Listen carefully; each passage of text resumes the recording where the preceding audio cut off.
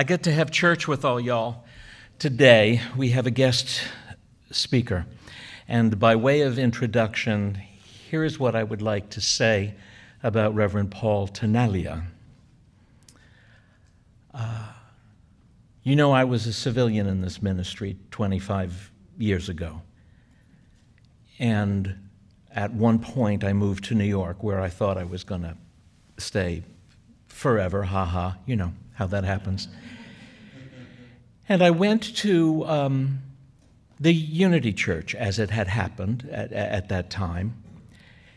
And the only thing that I can say is that I had an opening to a larger sense of self.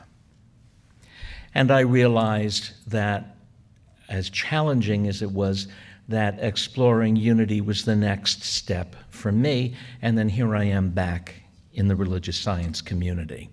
It's been extraordinary and infinitely rewarding journey.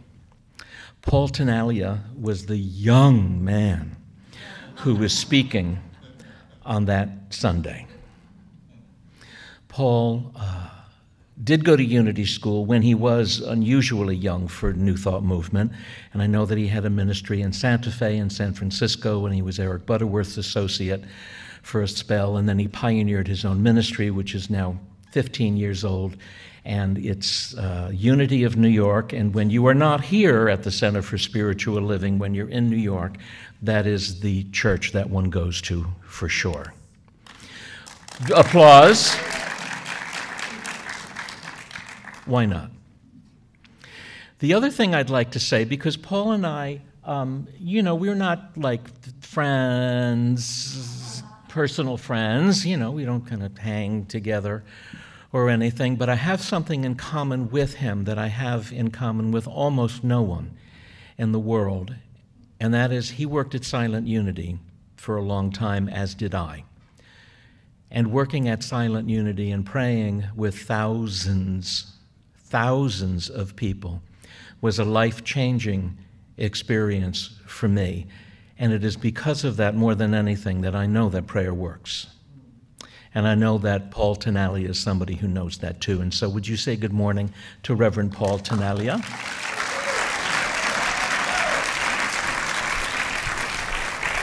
Good morning. How are you? Look at you all over the place. And all over there. Was that from the half-price booth they have here or something? It's so good to be back in LA. Thank you for having me here. I'm so grateful to be with you. Oh my gosh, it's so great to be back. My dear friend Eric and Judith, where are you? I can't see. Oh, there you are. They've been my hosts. I've been staying with them, taking me everywhere, all over the place. We've been having a grand time. We went to West Hollywood for underwear shopping. That was fun. Hey, West Hollywood. Went to Hollywood Bowl for the first time. I'd never been to Hollywood Bowl before. That was so much fun. Yeah. 90 degrees when we went in, 30 when we left. It was, it was so cold.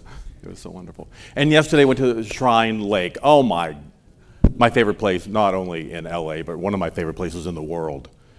Just so beautiful to walk around that really holy place. Got to do a meditation, which we all need to meditate more, don't we? Yeah, we need to center ourselves more. And what I really love are all the scriptures from all the different religions of the world that are there. It's a place of truth. It's a place where we find the truth of spirit, no matter who we are. I'm Unity, you're, what do you call yourselves now?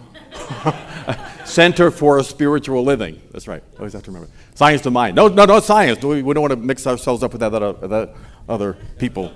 Do we don't go there? No, don't want to do that. So we're cousins. Unity and religious science are cousins. We share Emma Curtis Hopkins as our grandmother. And we really do believe and celebrate the same truth, that we are one with God. That's the important thing, no matter where we worship, no matter where we go. It's all about knowing God and I are one. The truth of that.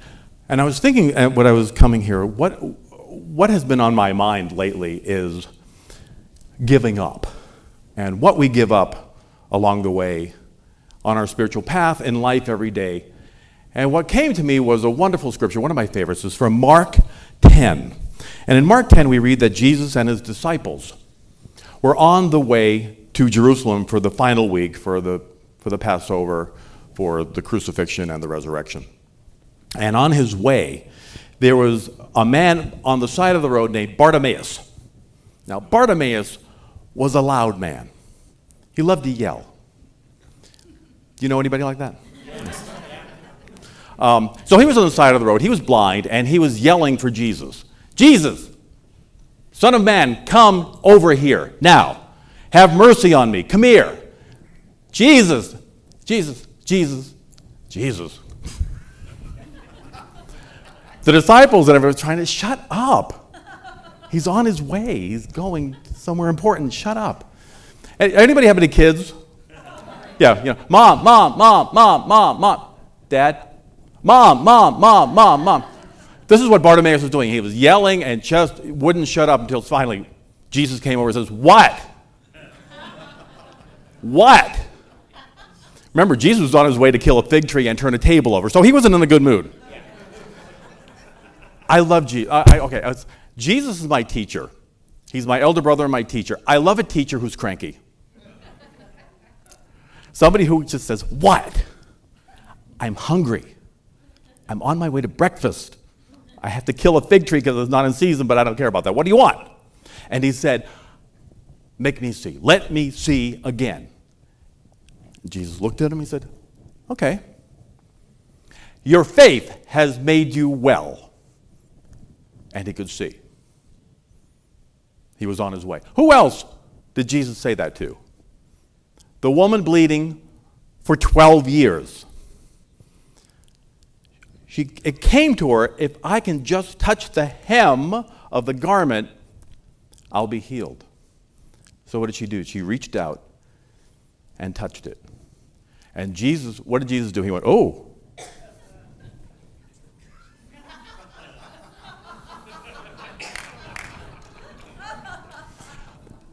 And he turned to Peter, who touched me? And Peter said, who touched you? Look around. Who didn't touch you? Everybody's touching you. She says, no, no, I felt the power. I felt this thing go out. And the woman, they turned around, they saw the woman. She was like, oh my God, I'm in such trouble. She was crying her eyes out. And Jesus said, daughter, your faith has made you whole. Your faith has made you well. Go your way. You are healed. Jesus was very clear in his teachings that it wasn't about the man named Jesus doing the healing. He said, I'm the facilitator. I'm the channel. It's up to you. It's up to you to find your healing, and I'm happy to help you, but I'm not going to heal you. Remember when he went home to Jerusalem? Scripture says no healings happened because no one believed it was possible. They didn't believe it was possible. Joey's kid? You? Healing? Go on, let me see. I got this thing on my arm, come on. See, Helen, I told you, he couldn't do it. Let's go eat. Nothing. No healings happened because nobody believed. It was up to the people being healed to have the faith. Jesus said, I'm the channel.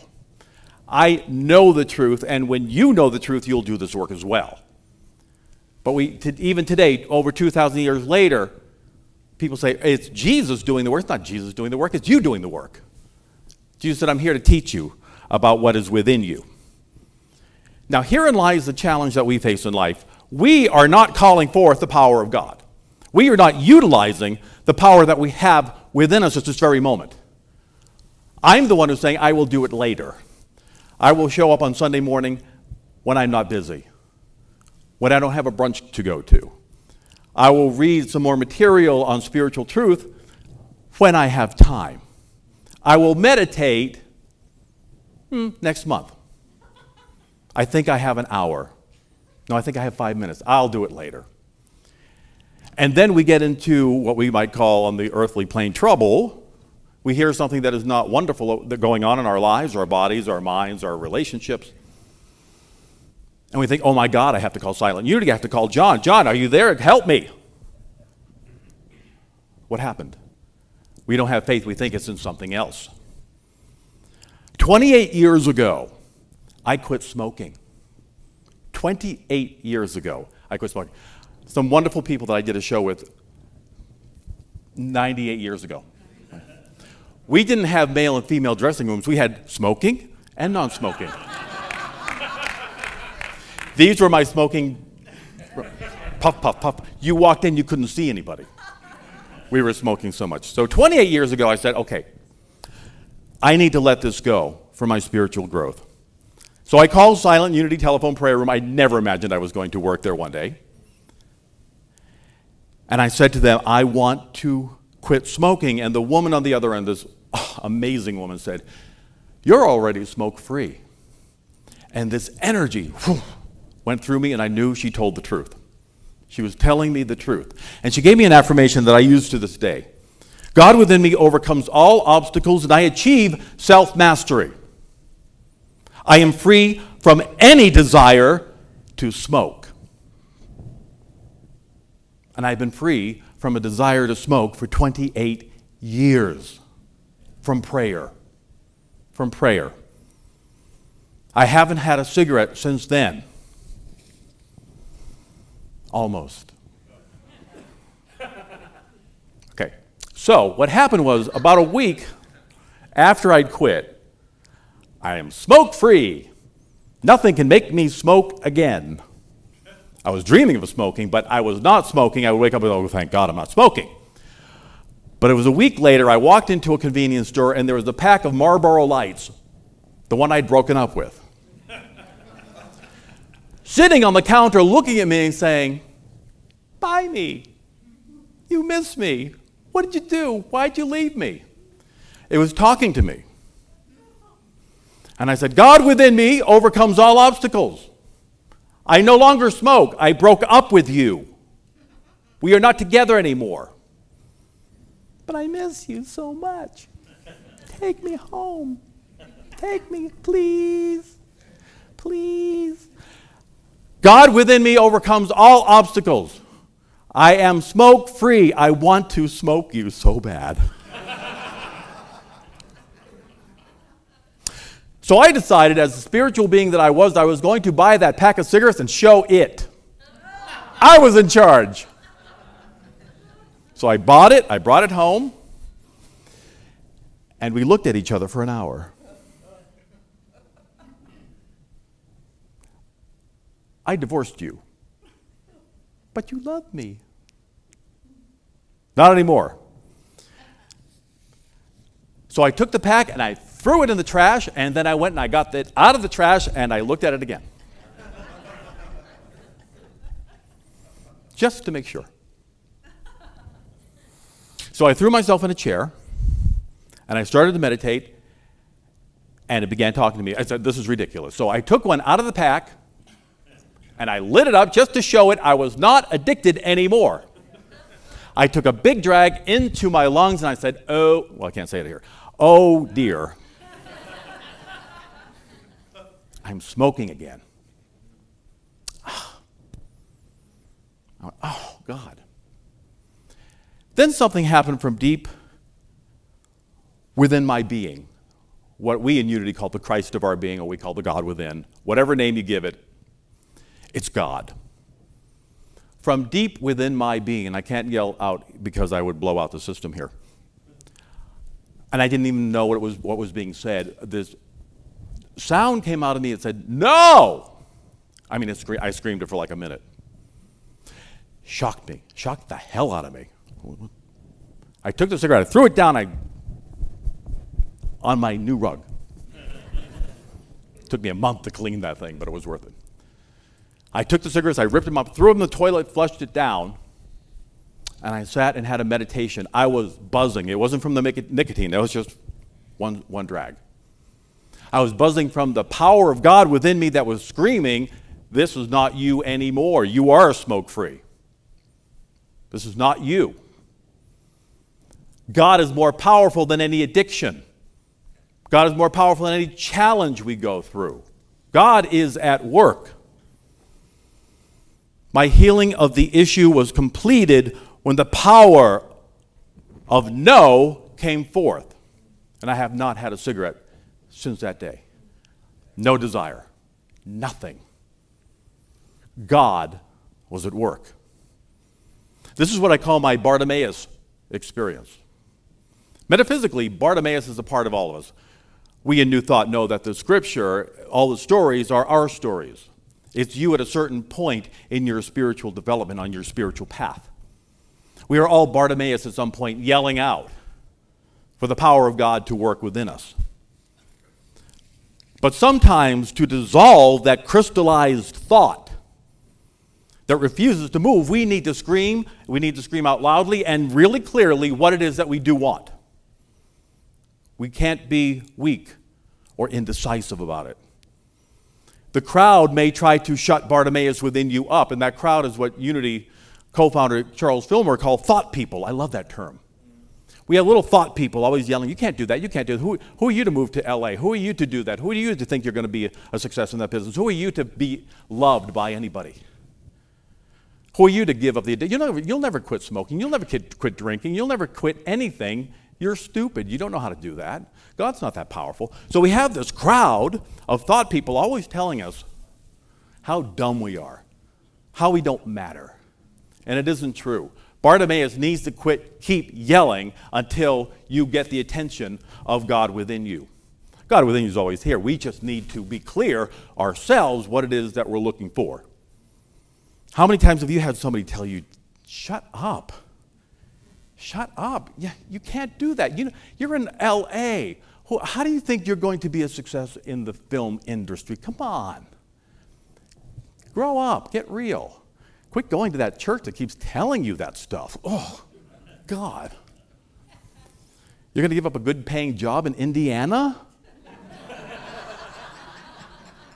Those jobs don't come along all the time, you know. Oh, my God. Or we tell ourselves, never mind other people, over and over and over again. You can't do that. I had a friend years ago who had an opportunity to do a real wonderful, exciting new career that he longed to do. It's why he moved to this country. And he said, well, I can't do it. I said, why? He said, because my friend is the boss of where I am now, and it would hurt her feelings if I left.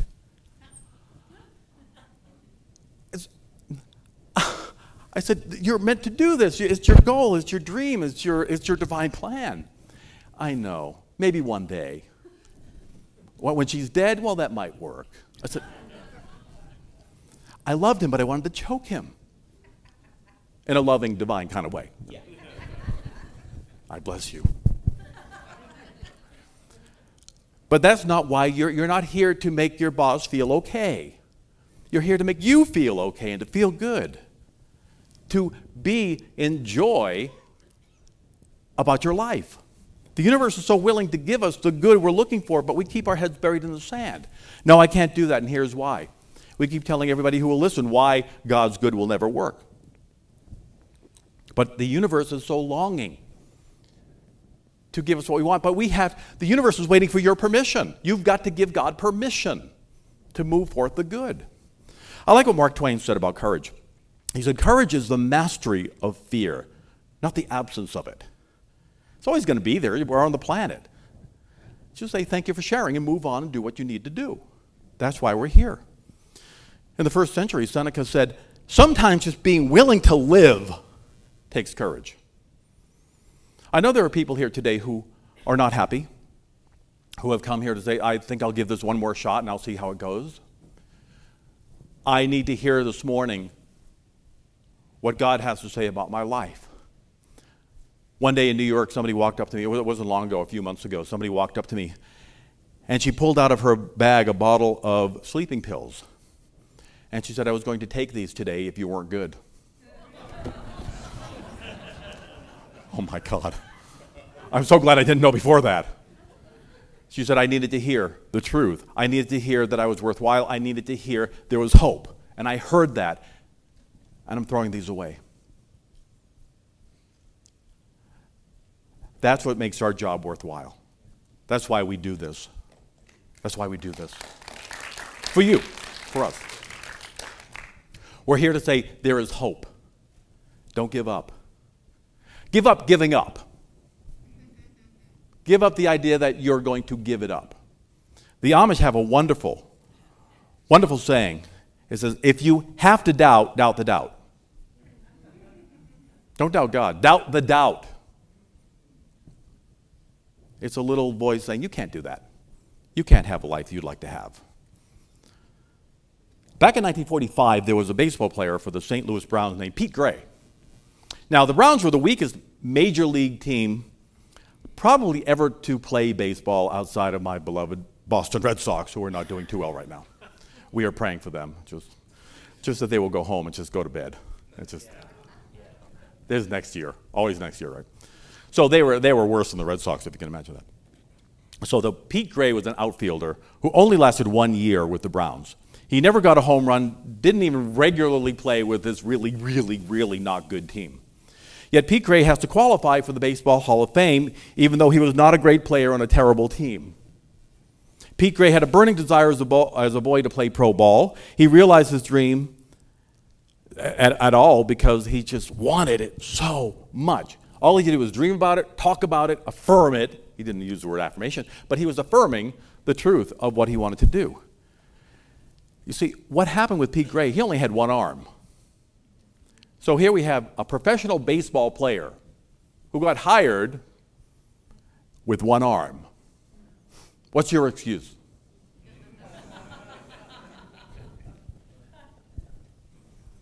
You have no excuse. You have no excuse. He was a professional ball player with one arm. We're here to do this work called life, to do it joyfully, lovingly, gratefully, powerfully. You're here to live the life you came to live. You can do anything with God at work within you. But we have to be really clear, and sometimes we have to be really loud. New Yorkers have no problem with that. No problem being loud about anything. People in LA are a little mellower. I would invite you to bump up the energy just a little. I know it's hot. I know it's warm here.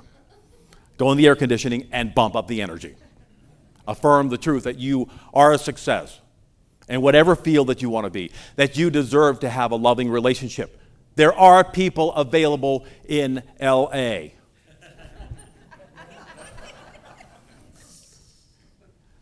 Yeah, people in New York love to come up to me and say, yeah, but all the women, all the guys here are gay. Lovely affirmation if you're a straight woman. Don't you think? So I had, let me do that here. Would all the heterosexual men please stand?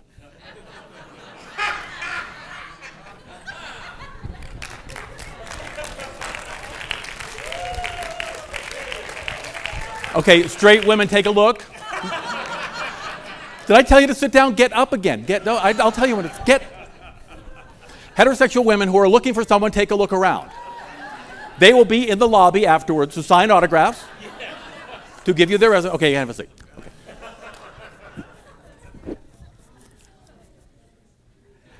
So I did that in New York, and then the woman in the line came up and said, but did you see them?